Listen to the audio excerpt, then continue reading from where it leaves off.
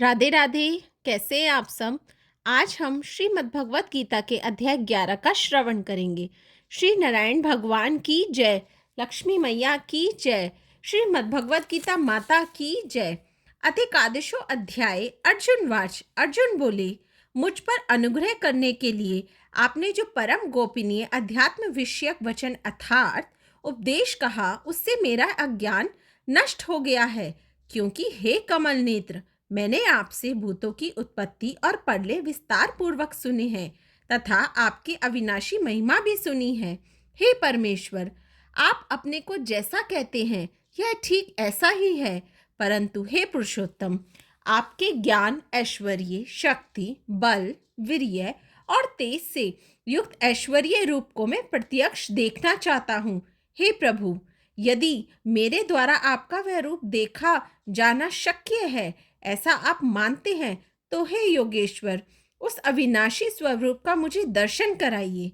श्री भगवान उवाच। श्री भगवान बोले, हे पार्थ, अब तू मेरे सैकड़ों हजारों नाना प्रकार के और नाना वर्ण तथा नाना आकृति वाले अलौकिक रूपों को देख।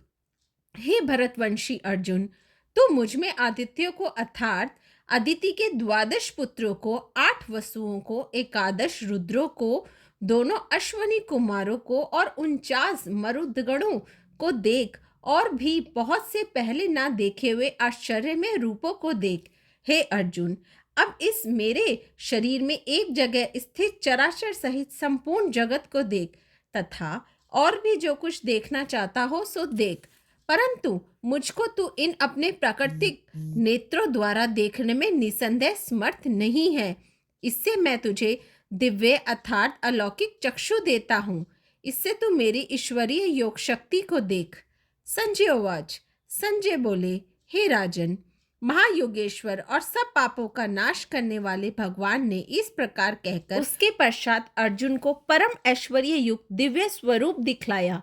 अनेक मुख और नेत्रों से युक्त, अनेक अद्भुत दर्शनों वाले, बहुत से दिव्य भूषणों से युक्त और बहुत सी दिव्य शास्त्रों को हाथों में उठाए हुए, दिव्य माला और वस्त्रों को धारण किए हुए और दिव्य गंध का सारे शरीर में लेप किए हुए, सब प्रकार के आश्चर्यों से युक्त, सीमा रहित और सब और मुख किए हुए विराट स्वरूप परम देव परमेश्वर को अर्जुन ने देखा।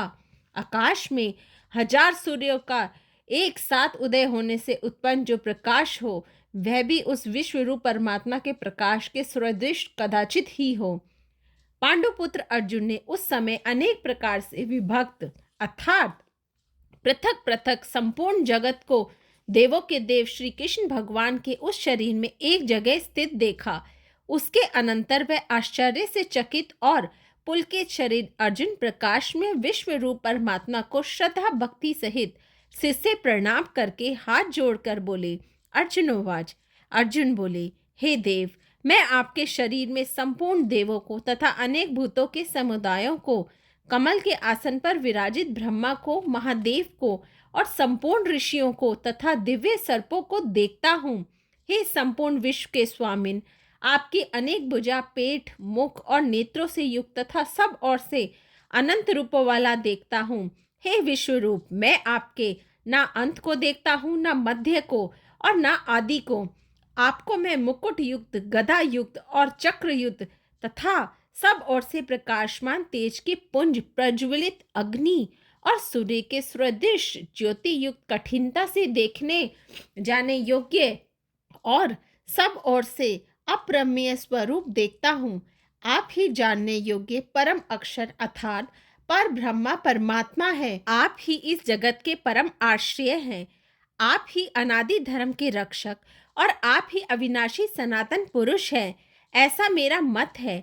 आपको आदि, अंत और मध्य से रहित, अनंत सामर्थ्य से युक्त, अनंत भुजा वाले, चंद्र सूर्य रूप नेत्रों वाले, प्रज्वलित अग्नि रूप मुख वाले और अपने तेज से इस जगत को संतप्त करते हुए देखता हूँ। हे महातत्म, यह स्वर्ग और पृथ्वी के बीच का संपूर्ण आकाश तथा सब दिशाएं एक आपसे ही परिपूर्ण है, तथा आपके इस अलौकिक और भयंकर रूप को देखकर तीनों लोग अति व्यथा को प्राप्त हो रहे हैं। वही देवताओं के समूह आप में प्रवेश करते हैं और कुछ भयभीत होकर हाथ जोड़े आपके नाम और गुणों का उच्चारण करते हैं तथा महर्षि और सिद्धों के समुदाय कल्याण हो ऐसा कहकर उत्तम उत्तम स्तोत्रों द्वारा आपकी स्तुति करते हैं। जो 11 रुद्र और 12 आदित्य तथा 8 वसु साध्य गण विश्वदेव अश्विनी कुमार तथा मरुदगण और पितरों का समुदाय तथा गंधर्व यक्ष राक्षस और सिद्धों के समुदाय हैं, वह सभी विस्मित होकर आपको देखते हैं। हे महाबाहु, आपके बहुत मुख और नेत्रों वाले, बहुत हाथ जंघा और पैरों वाले, बहुत उदरों वाले और बहुत सी दाढ़ों के कारण अत्यंत विकराल महान रूप को देखकर सब लोग व्याकुल हो रहे हैं तथा मैं भी व्याकुल हो रहा हूँ, क्योंकि हे विष्णु, आकाश को स्पर्श करने वाले दैदीप्यमान अनेक वर्णों से युक्त तथा फैलाए हुए मुख और प्रकाशमान विशाल नेत्रों से युक्त आपको देखकर भयभीत अंतःकरण वाला मैं धीरज और शांति नहीं पाता हूँ। दाढ़ों के कारण विकराल और प्रलय काल की अग्नि के समान प्रज्वलित आपके मुखों को देखकर मैं दिशाओं को नहीं जानता हूँ और सुख भी नहीं पाता हूँ। इसलिए हे देवेश, हे जगत निवास, आप प्रसन्न हो।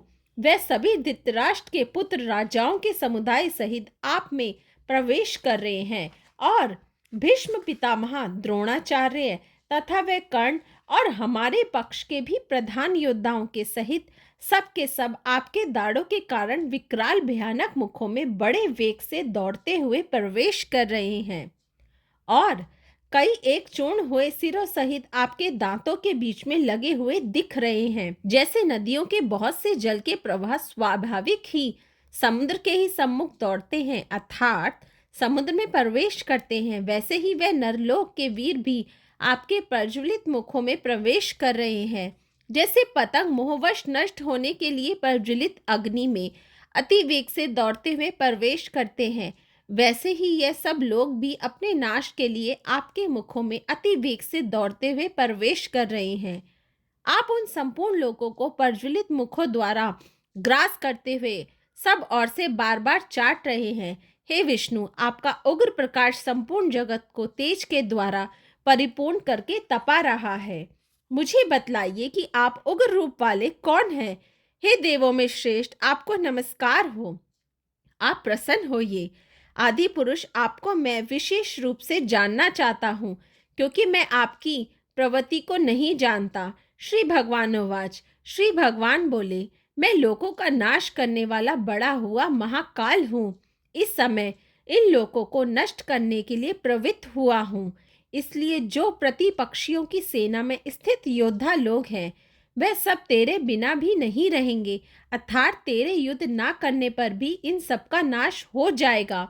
अतएव तू उठ, यश प्राप्त कर और शत्रुओं को जीतकर धन धान्य से संपन्न राज्य को भोग। वह सब शूरवीर पहले से ही मेरे द्वारा मारे हुए हैं। वह सव्य साचिन, तू तो केवल निमित्त मात्र बन जा। द्रोणाचार्य और भीष्म पिता तथा जयद्रथ और कर्ण तथा और बहुत से मेरे द्वारा मारे हुए शूरवीर योद्धाओं को तू मार। भय मत कर, निसंदेह तू युद्ध में वैरियों को जीतेगा, इसलिए युद्ध कर। संजय उवाच।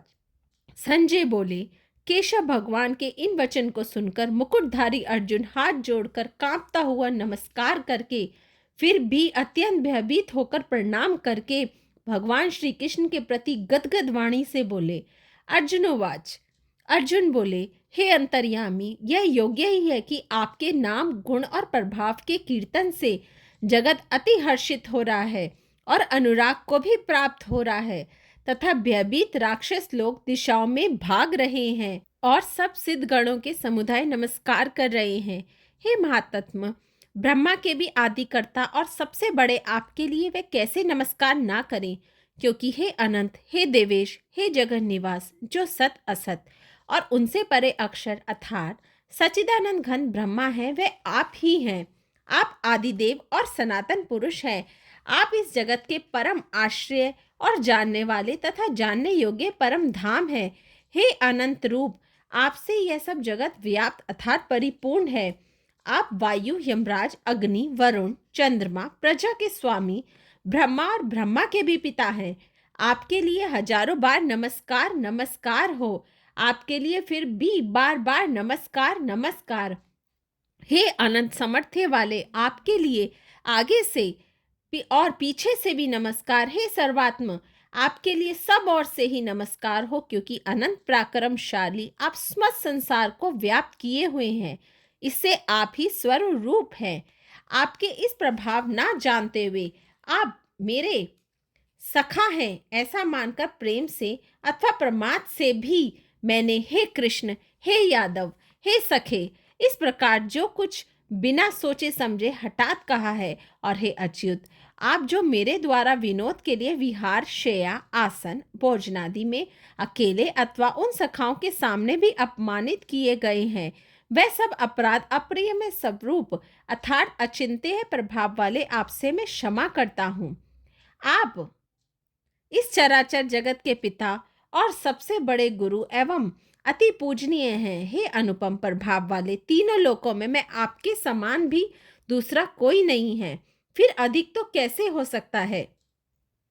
अतएव हे प्रभु, मैं शरीर को भलीभांति चरणों में निवेदित कर प्रणाम करके स्तुति करने योग्य आप ईश्वर को प्रसन्न होने के लिए प्रार्थना करता हूँ। हे देव पिता जैसे पुत्र के, सखा जैसे सखा के और पति जैसे प्रियतमा पत्नी के अपराध सहन कर देते हैं, वैसे ही आप भी मेरे अपराध को सहन करने योग्य हैं। मैं पहले न देखे हुए आपके इस आश्चर्यमय रूप को देखकर हर्षित हो रहा हूँ और मेरा मन भय से अति व्याकुल भी हो रहा है। इसलिए आप उस अपने चतुर्भुज विश्व रूप को ही मुझे दिखलाइए। हे दिवेश, हे जगन निवास, प्रसन्न होइए। मैं वैसे ही आपके मुकुट धारण किए हुए तथा गदा और चक्र हाथ में लिए हुए देखना चाहता हूँ। इसलिए हे विश्वरूप स्वरूप, हे स्वस्त्र बाहो, आप उसी चतुर्भुज से प्रकट होइए। श्री भगवान उवाच। श्री भगवान बोले, हे अर्जुन, अनुग्रह पूर्वक मैंने अपनी योग शक्ति के प्रभाव से यह मेरा परम तेजोमय, सबका आदि और सीमा रहित विराट रूप तुझको दिखलाया है, जिसे तेरे अतिरिक्त दूसरे किसी ने पहले नहीं देखा था। हे अर्जुन, मनुष्य लोक में इस प्रकार विश्व रूप वाला मैं ना वेद और यज्ञों के अध्ययन से, ना दान से, ना क्रियाओं से और ना उग्र तपों से ही तेरे अतिरिक्त दूसरे के द्वारा देखा जा सकता हूँ।